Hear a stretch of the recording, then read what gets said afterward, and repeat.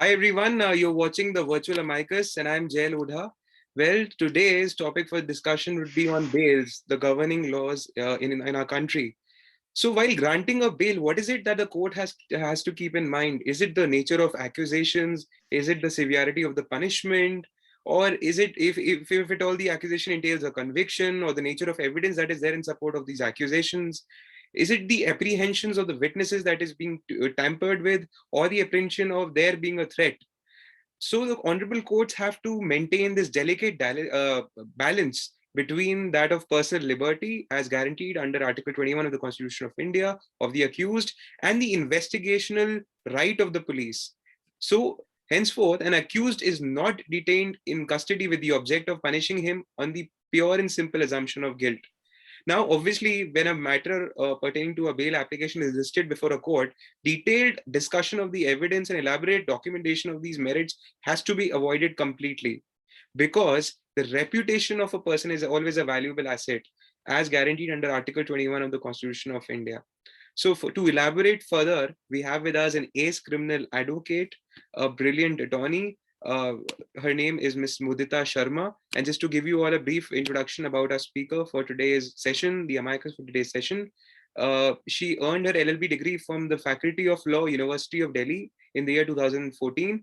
And subsequently, she started her litigation practice at the Chambers of Senior Advocate Sri Sudhanshu Kasliwalji, and later on worked under senior advocate criminal on the criminal side with Sri A.K. Gupta Sahab at Rajasthan High Court, Jaipur bench, where she started her own criminal practice. At present, she's a panel lawyer for SBI Insurance and represents various organizations such as the SL Group, Z Media, etc. She's also been providing legal advice and service to banks, public sector, various private companies, individual clients, both domestic and international, on a wide range of practice areas that includes uh, including with a specific focus on money laundering, anti-corruption, RERA matters. She also passionately advocates for gender equality at workplace for women and has played a key role in establishing POSH committees at a number of associations, so which is prevention of sexual harassment. In this regard, the former Chief Minister of Rajasthan, Srimati Vasundhara Raje, ji also had made a special mention about it in her official Twitter handle and other social media pages. She is also frequently invited to Bharati Vidyapeeth, New Delhi as a guest lecturer. And at present, she is presently a partner in a full service law firm called Lex Supremus at Delhi and has a private office in Jaipur. So thank you so much, Ms. Sharma, for taking out time from your busy schedule, on a Tuesday evening to discuss a very important issue with that is perhaps one of the most one of the most fundamental, one of the most important rights that are enshrined in the Constitution, which is Article 21, right to life and personal liberty. Well, bail is the rule, jail is an exception. So there you go. The floor is set. The stage is all yours. Over to you. Thank you, Jay. Thank you for having me. I'm immensely delighted to be a part of this series, which I personally believe is so relevant in present times because undisputedly legal literacy is the new language no one can do without. And more particularly today's topic, which is law on bail and bonds, as we can see that a mere political dissent is attracting arrests, and not to forget that our country is witnessing more and more protests.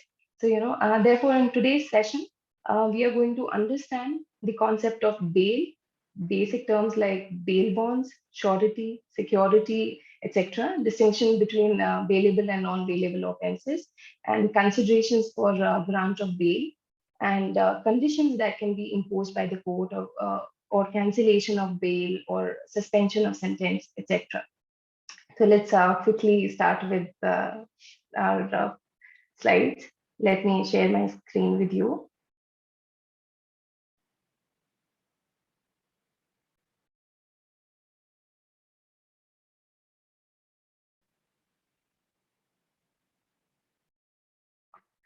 So chapter 33 of the Code of Criminal Procedure Code 1973 deals with various provisions as to bail and bonds. It lays down as to when bail is the right of accused, when bail is the discretion of the court, and in what circumstances said discretion can be exercised.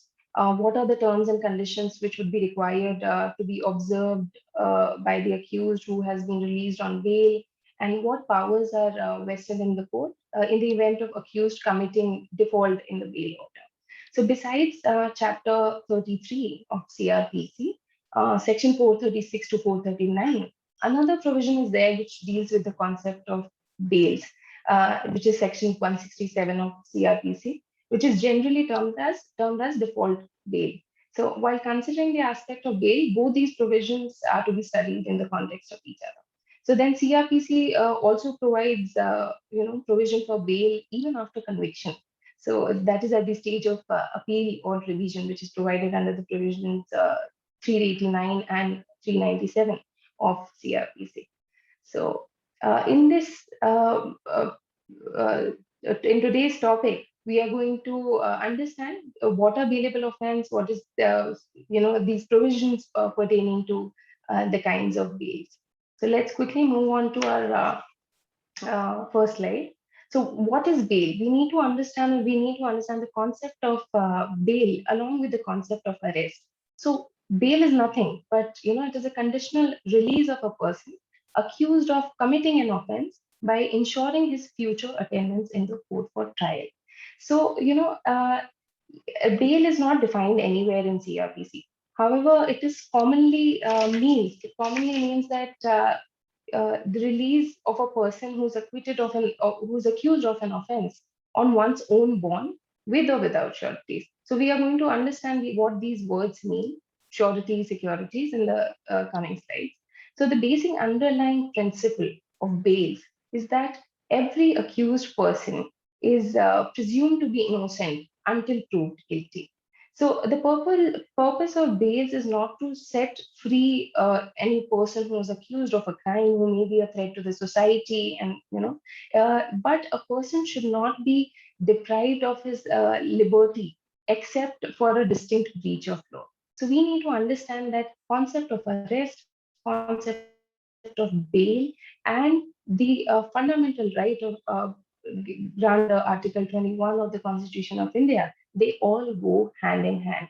So if there is no substantial risk of the accused fleeing the course of justice, there is no reason why he should be imprisoned during the period of his trial. So considering that doesn't mean, of course, that in every offense, each and every offense, a person can be granted bail. So we will understand that when a bail is a matter of right, when a bail is a discretion of the court, and what are the conditions that can be imposed at the time of granting bail. So when we talk about concept of bail, we need to first understand what are the basic underlying principles governing the law of bail. So with that, we need to understand that where the concept of bail comes from. What is the genesis of the concept of bail? So Article 21. So even before the law was codified, even before Constitution of India was written, there were all the right to life and personal liberty always existed.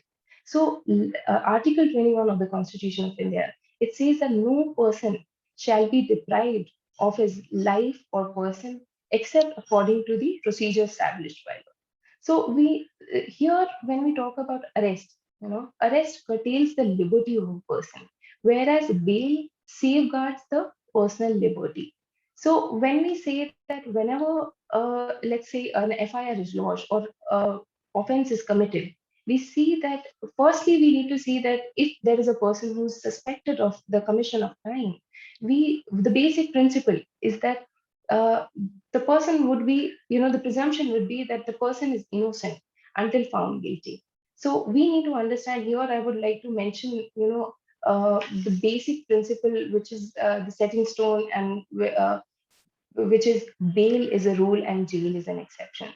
I'll come to that, and quickly we'll talk about that when a bail is granted. So what is a bail bond, surety, security? So we understand that whenever we are talking about uh, bails, we see that often it is asked that a lot of people feel that when a person is granted bail by the court, they will automatically and without any condition be set free, and which is not obviously true. So a lot of young lawyers also face difficulty in understanding how to execute bail bonds.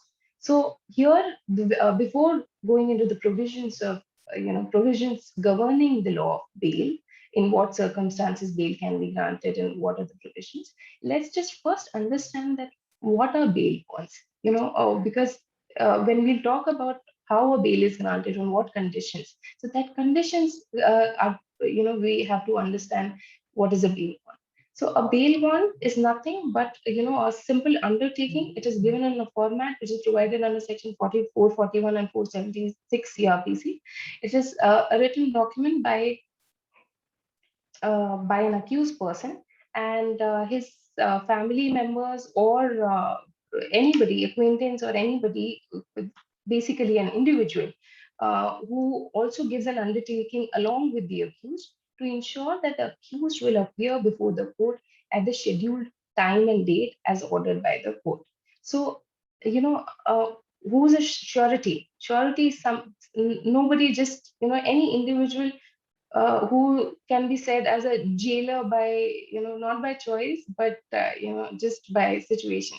So surety is an individual who takes an undertaking that, if this person is granted bail and released from the custody, then the person takes gives an undertaking that I assure that this person will appear before the court at whenever required by the court, and will duly support in the trial, and will definitely support the investigation.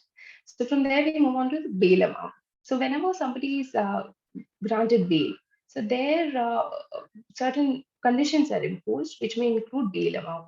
So bail amount, is determined by the court, uh, which is corresponding with the gravity of the alleged offense. So, if the accused fails to appear before the court on the trial date, such bail amount. So, this bail amount, which can be in the form of money or other valuables like property documents, vehicles, vehicle document, or any other document, of the same amount, they stand for forfeited. If a person, as we say in the legal language, that if a person jumps the bail, flouts the terms of the bail, so in that scenario, so the security which is submitted by him, or by him before the court, will stand forfeited if he flouts the terms of the bail. So here I will also, clear one doubt, that which is also shown in so many movies. So, there's no provision for asking the accused to furnish cash bail. This much amount is to be necessarily deposited. So, money certainly, but that can be in the form of property documents, also vehicle documents, demand draft, etc. So, money may be deposited instead of executing bond. So, that is provided in section 445 CRPC. And another doubt that people generally ask me is that people have is that, who can be a surety? So do we have to find some local person if an FIR is registered in some other state? Do we need to find any local person to be a surety for us? So no, local surety is not a must. It can be anybody who's ready to undertake and guarantee your presence.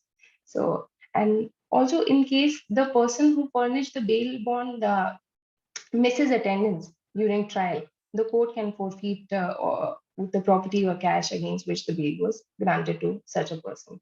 So it can even summon the surety on whose guarantee the person was granted bail, and ask him how about the whereabouts of such a person. So I hope you're clear. We are clear that how a bail bond is executed. Next, we must understand here, before moving on further, I would really like to, emphasize on, I will go back to the principle and emphasize on that principle again. And as you yourself mentioned, that bail is a rule, jail is an exception. Nowadays, we are seeing that, bail, it is vice versa. That bail has become exception and jail has become.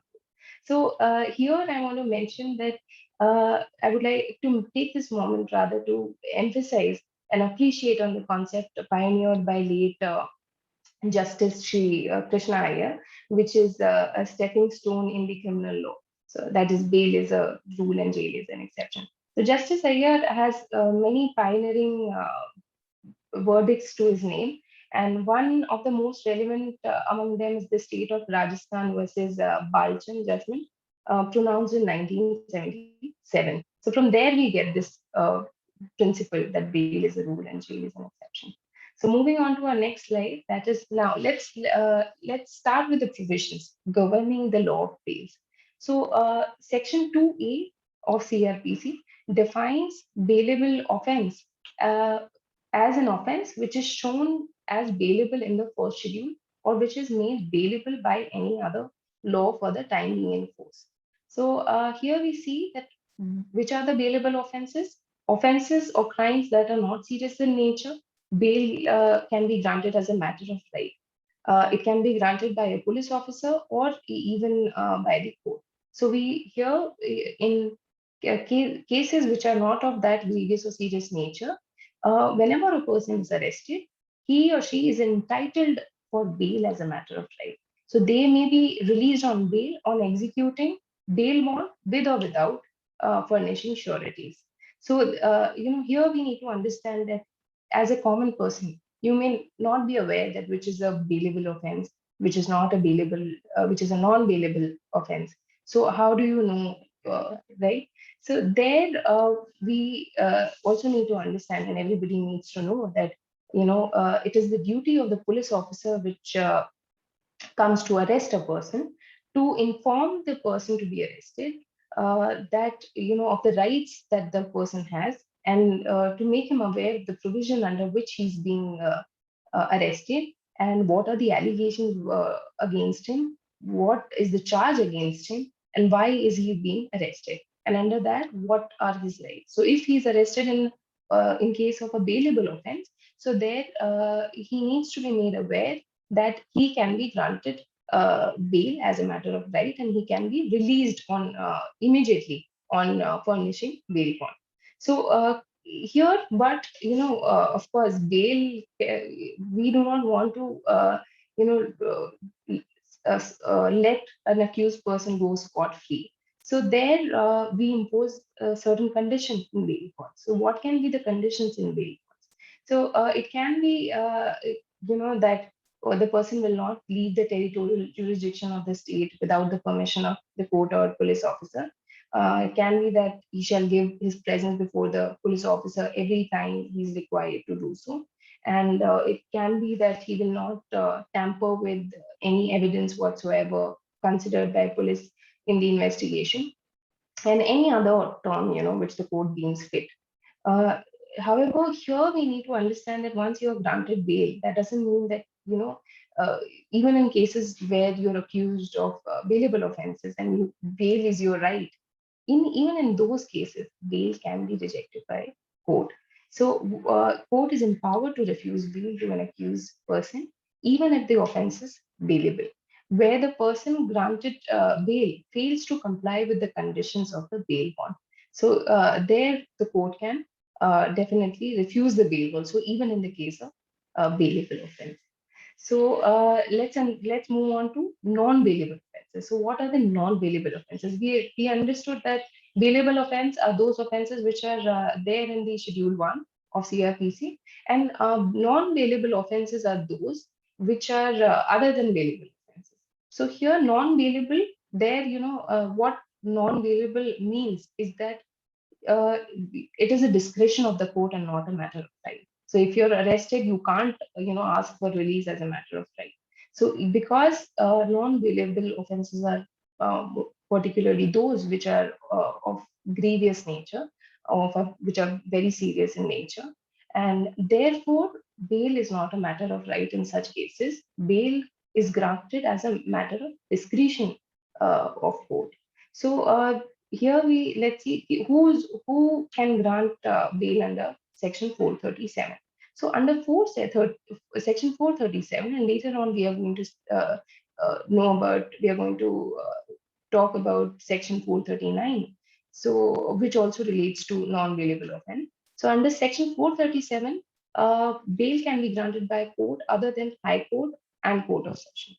So let's just understand, under Section 437, which pertains to non-bailable offences, can a bail be granted ever, or bail cannot be granted in any circumstance, or what can be the conditions that can be imposed by granting bail in non-bailable offences? So let's just understand that bail shall not be granted in circumstances where, if there appears reasonable ground for believing that the accused has been guilty of an offense punishable with death or imprisonment for life. So there the person shall not be granted bail. Along with that, if the accused person is previously convicted of an offense punishable with death, imprisonment for life, uh, or imprisonment for 7 years or more, or he had been previously convicted on two or more occasions of a non-bailable uh, and cognizable offense, there the person shall not be granted. But of course, this is also not absolute. Uh, there is a proviso to this provision also. Even if these circumstances exist, an accused person can be granted or may be granted bail where the person accused of an offense uh, is below 16 years of age, or is a woman, or is sick or infirm, or besides these, if it is just and proper to do so for any other special reason. So bail again is a discretion of court. The court is going to look into each and every circumstance of the case, the gravity of the offense, and then can may grant bail on imposing certain conditions. So what that conditions can be, let's just understand that those conditions uh, can be anything, and the accused person who has been released on bail shall comply with the conditions of bail. One, the person shall not commit a similar, of course, and a similar offense to the offense of which he is accused or suspected, shall not directly or indirectly make any inducement, threat, or promise to any person acquainted with the facts of the case so as to dissuade him from disclosing such facts to the court or to any police officer, or tamper with the evidence. So court may also impose, in the interest of justice, any such other conditions which it deems fit and considers necessary. So under 437, offenses or crimes that are very serious in nature, uh, bail is granted in their respect, however, subject to conditions.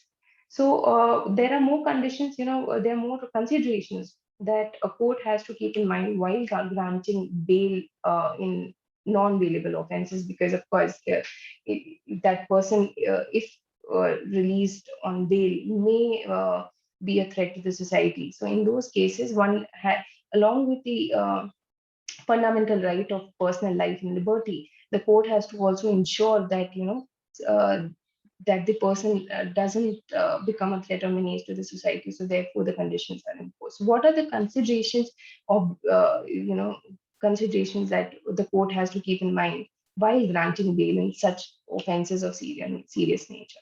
So the court has to see that whether what is the nature and seriousness of the accusation, what is the severity of the offenses, what is the nature of evidence collected so far in the investigation, and the character and the behavior of the accused, if there has been any antecedent against the accused, as in if he or she has committed any offense in the past of the similar nature, of any other nature, any offense.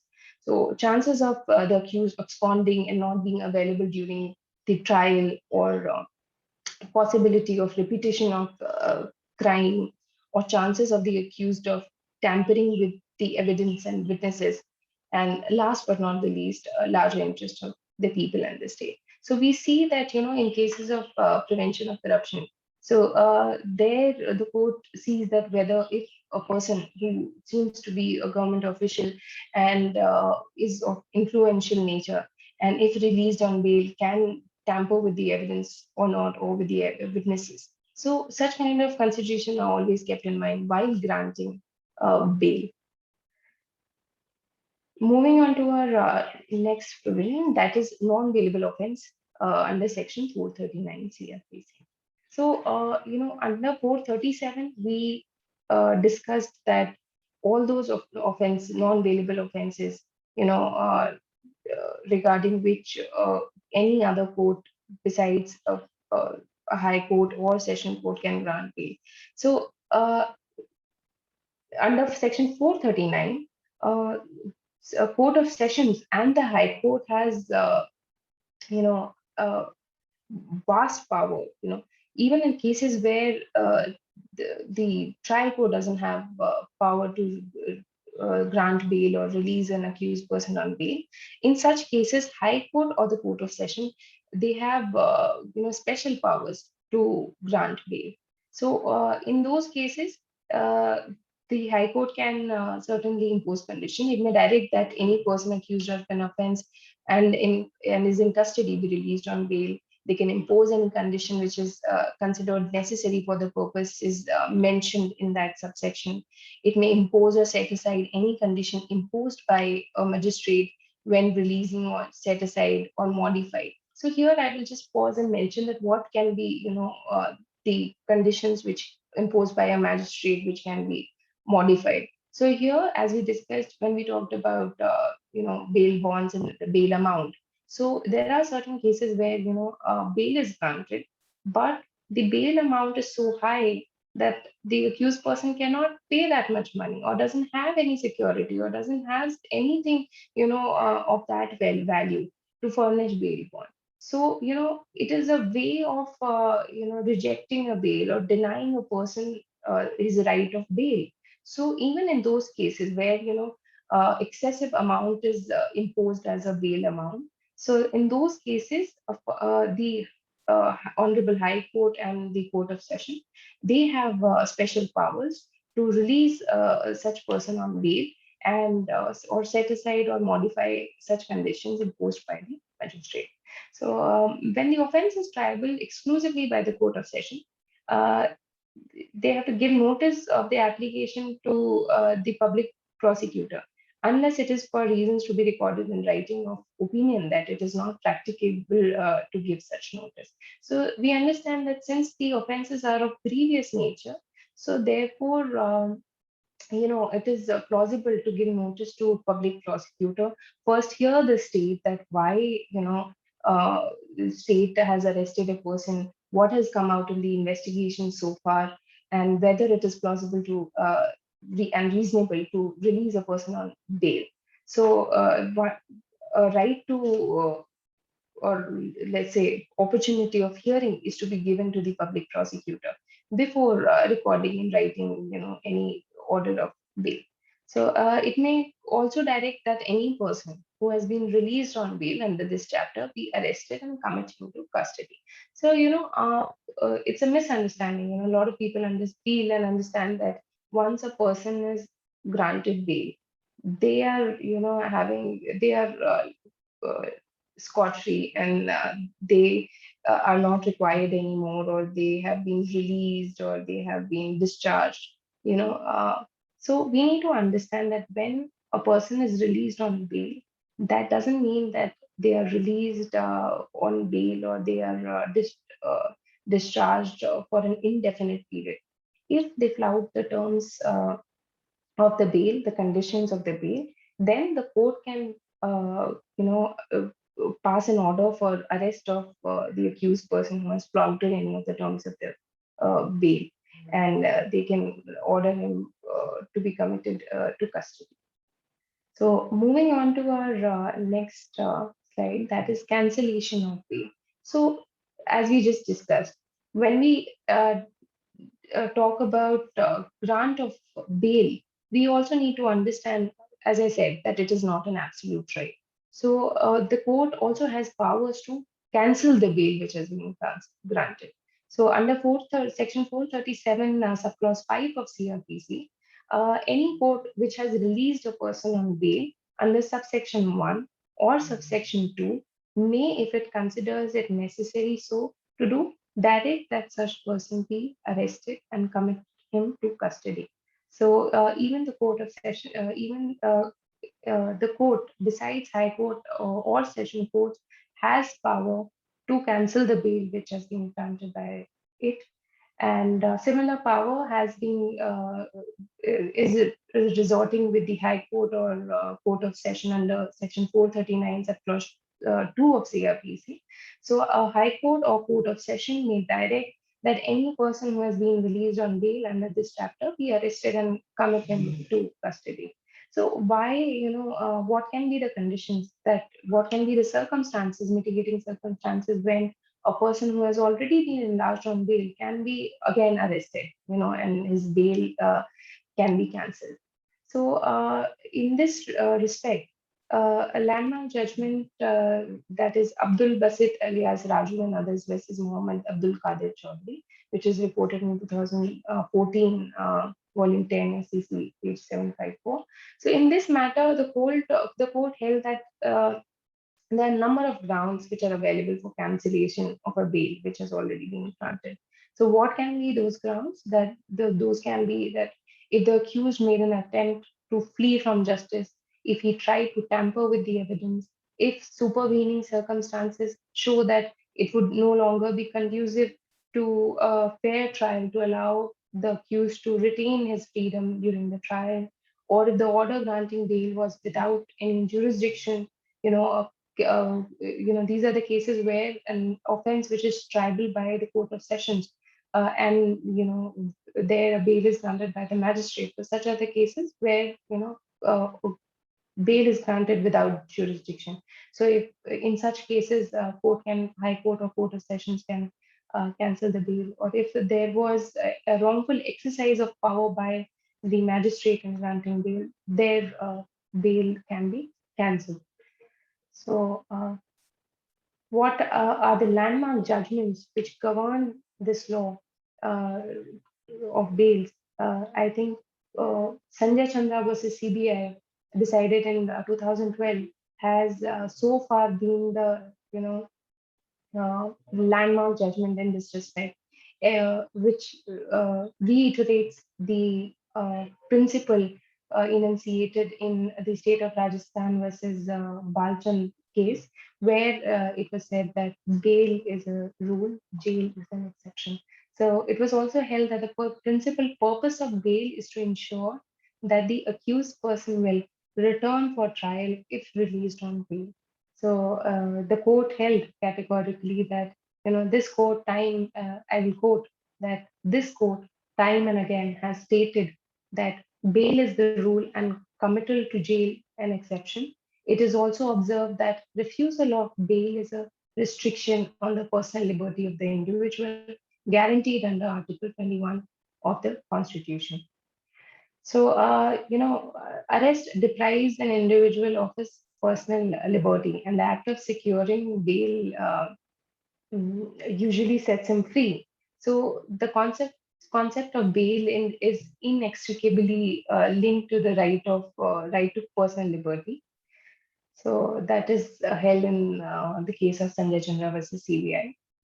So similar cases are there where the this rule is reiterated and again held by the Honorable Supreme Court in the matters such as State of Rajasthan versus Balchand, Prahlad Singh Bhati versus NCT Delhi held in the year 2001, and Dataram Singh versus the state of Uttar Pradesh held in 2018. So here, let me quickly talk about the judgment of Prahlad Singh Bhati versus NCT Delhi. So here, bail by magistrate in sessions tribal cases. So the magistrate ordinarily should ask parties to go to session court for bail in sessions tribal cases. If magistrate prefers to give bail in such cases, then he has to specifically negativate the existence of reasonable grounds for believing that such accused is guilty of an offense punishable with the sentence of death or imprisonment for life.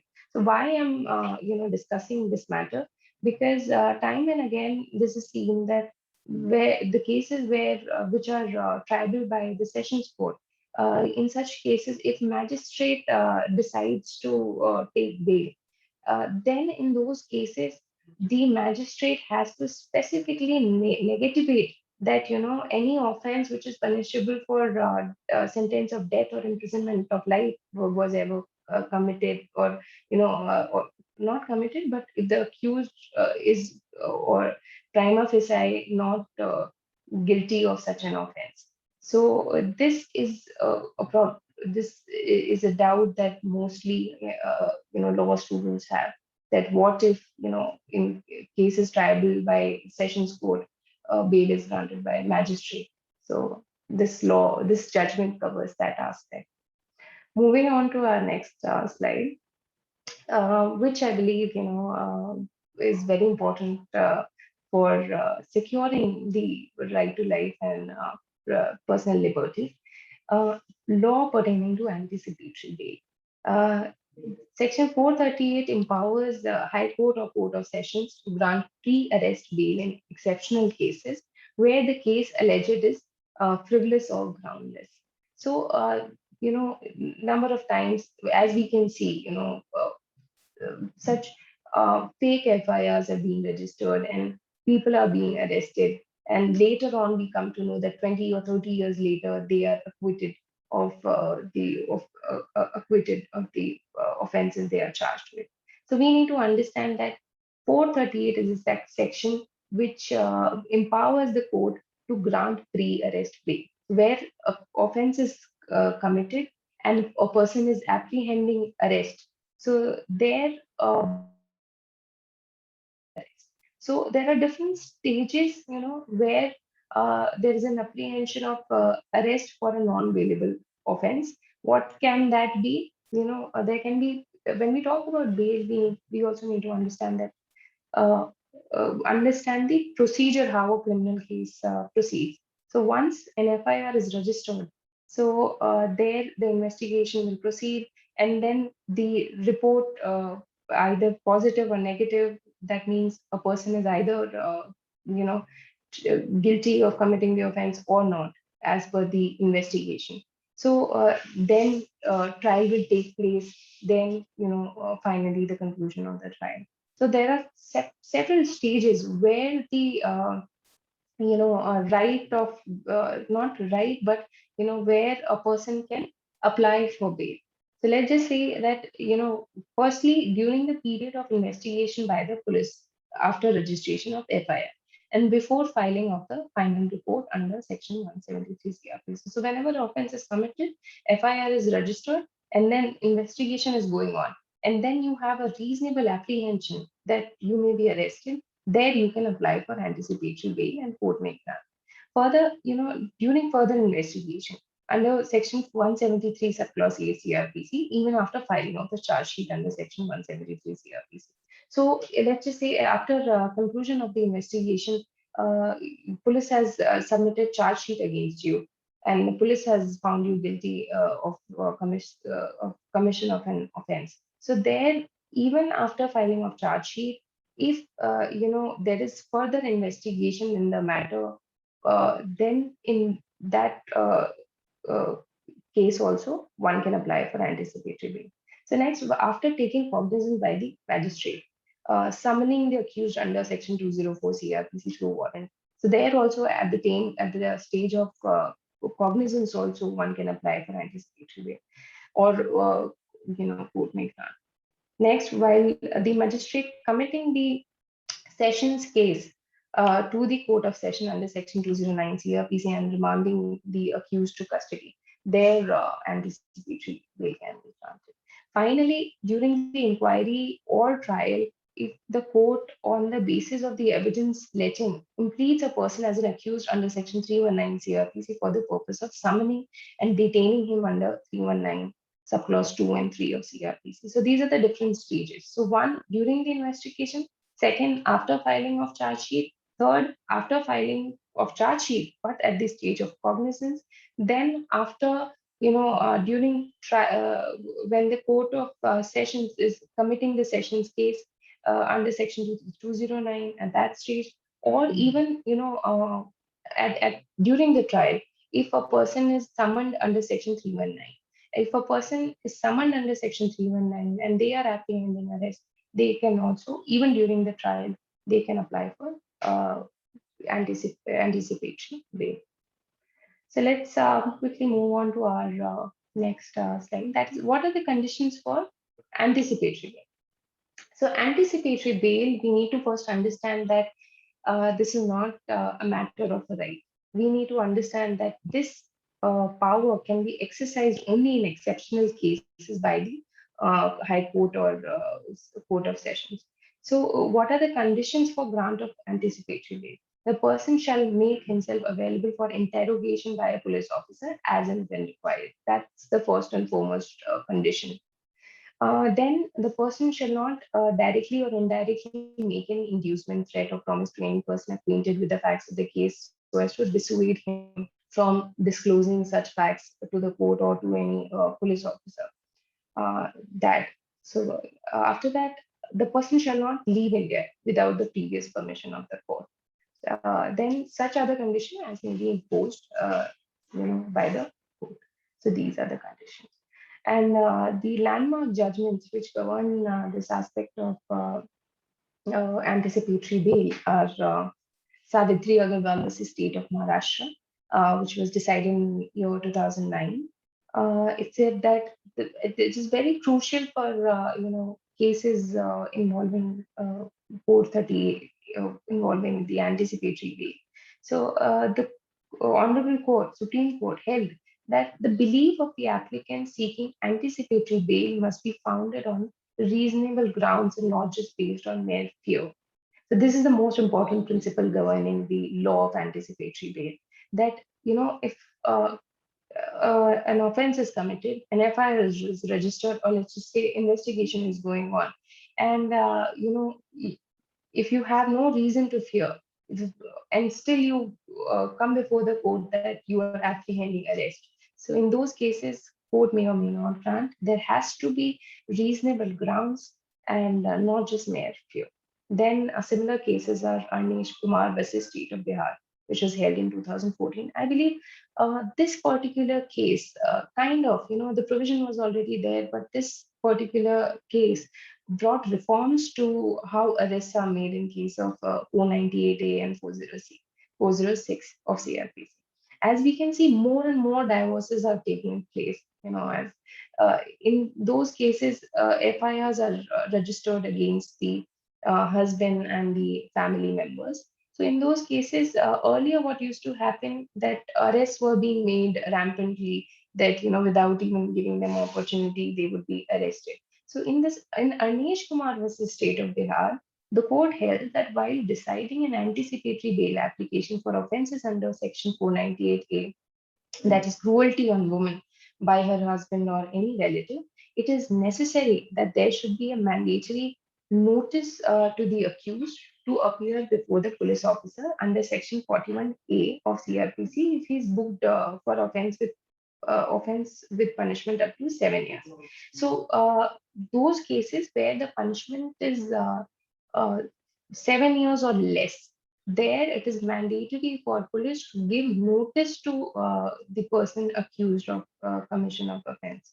So even only first a notice under Section 41A is to be given, and no arrest can be made before that, unless the police has a reason to believe that the person will uh, leave the jurisdiction of the police station, or the court. So in those cases, but however, that can be exercised sparingly. Similar such cases, Turbaksh and Sibia versus State of Punjab, which was held in decided in 1980. And there, the court held that the power under Section 438 is not unguided and is subject to the limitations mentioned under Section 437. In case of offences punishable with death or imprisonment of life, bail under this section cannot be granted unless the court at the very stage is satisfied that such charge appears to be false or groundless. So as I just discussed, the powers under Section 438 for grant of pre-arrest bail shall be exercised sparingly and only in exceptional circumstances. Then, I would like to now discuss about one provision which has been not so recent, but yes, as per the date of our, as per the year of our IPC and CRPC and our codified criminal law, let's call it recent. So in the section 436A was inserted in the year 2005. Section 436A was inserted considering the delay in the trial. So, we when we talk about fundamental right of life and liberty, so there we must also uh, understand that along with that comes the right of speedy trial as well. So speedy trial, as we can see that we are certainly striving for speedy trial, but we have a long way to go. So for that, this provision was inserted, which provides for maximum period for which an under trial accused can be kept, and what are the if a person is under custody for more than or equal or more than half of the maximum period of imprisonment specified for that offense under the law, then this section allows a person to be released on bail. So this, I must say that this uh, right of this provision grants bail as a matter of right. So this, however, there's a proviso to this provision also, that this provision is not applicable where death is specified as one of the punishments. And one of the landmark judgments relating to this provision is Bhim Singh versus Union of India, which was held in 2015. So 436A. Now, there's another section, as we discussed, which grants default bail. So apart from section 436, 437, 438, 439, 436A, there's another section under which one can be granted bail. That is section 1767(2). So this section provides for indefeasible right of person if it says that if charge sheet is not filed within the specified period, then a person is entitled for bail as a matter of right. So, in cases where the punishment prescribed under the code is less than 10 years, then the charge sheet has to be filed within 60 days. Where the offense is punishable for more than 10 years, then the charge sheet has to be filed within 90 days. If it is not so, it is not the case, then the person is entitled for bail as a matter of right. Matter of Then this right is a fundamental right granted to an accused person who is to be released on bail once the condition of the first proviso to section 167 subclause 2 CRPC are fulfilled. And here, since we are already living in COVID era, uh, there was a judgment passed by Honorable Supreme Court last year relating to extension of limitation period with all proceeding. So there, recently in the case of Pankaj versus State, the Honorable Rajasthan High Court decided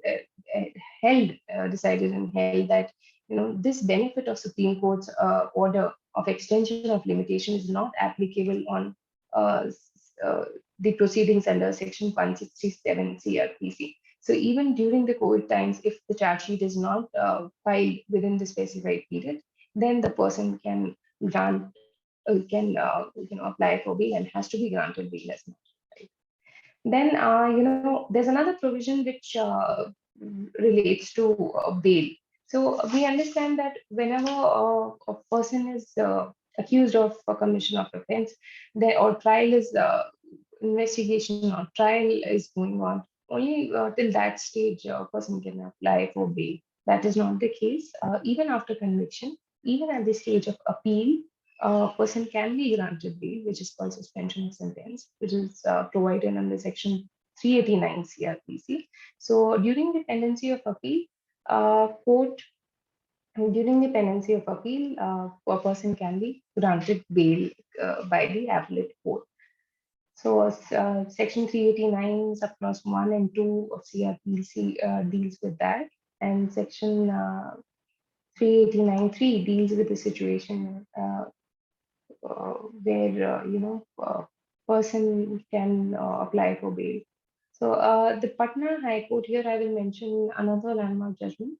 That is the Patna High Court in Sudhu Kumar versus State of Bihar uh, uh, has observed that if a prayer for suspension of sentence and release of an appellant on bail convicted of a capital crime and was sentenced to undergo imprisonment for life, it is to be considered favorably and he is ordinarily allowed bail if he has completed 7 years of incarceration in connection with such case before conviction and after conviction taken together when his appeal is not likely to be heard on merits in near future. So where a person has already, served 7 years of sentence, their bail can also be considered. That is what is held in Sudhu Kumar versus State of Bihar. So this is it for the provisions of bail. These are the provisions which govern the law of bail in India, and we have pretty much covered all the aspects relating to bail. Bail, however, is a vast subject, because when we talk about the concept of bail, we talk about the concept of arrest, and then there are provisions relating to concept of arrest also. So, without going into too many details and in depth, we have basically discussed all the provisions, which are the basic provisions relating to the law of bail. So, with that, I would like to conclude that with the observation made by Honorable Justice Dalveer Bhandari in S.S. Maitre versus State of Maharashtra, uh, Mr. Justice Dalveer Bhandari held that a society has a vital interest in grant or refusal of bail because every criminal offense is an offense against the state.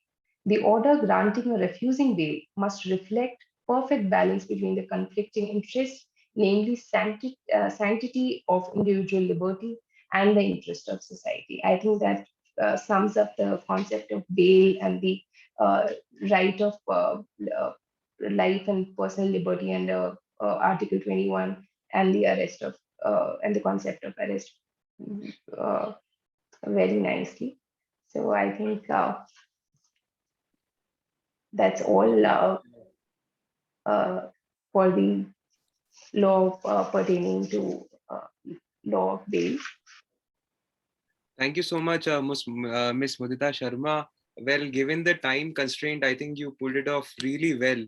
So, congratulations on a stellar presentation, extremely articulate and very insightful. And I hope all our viewers will immensely benefit from this presentation of yours. It is so important to understand the difference between an anticipatory bail and a regular bail and a default bail.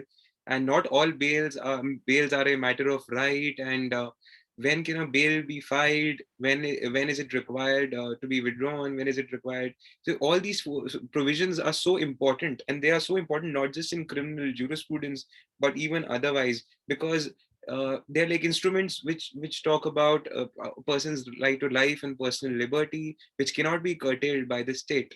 So thank you so much. Right. I hope it benefits, and I'm sure it will immensely benefit all our viewers. So thank you so much, everyone, for your patient viewing, and stay tuned. Next episode is on its way. Please stay home, please stay indoors, please stay safe, and please like, subscribe, and share my channel. For any queries, feel free to write to us. We'll be more than happy to forward the same to our keynote speaker, our amicus for today's session, Ms. Mudita Sharma. We'll be extremely we're always willing to help out people and reach out to them in case of any difficulty or any of the queries that you've got. So thank you so much, Ms. Sharma, once again. Thank you so much, everybody. Thank you for having me. Thank you once again. It's goodbye for now. Thank you.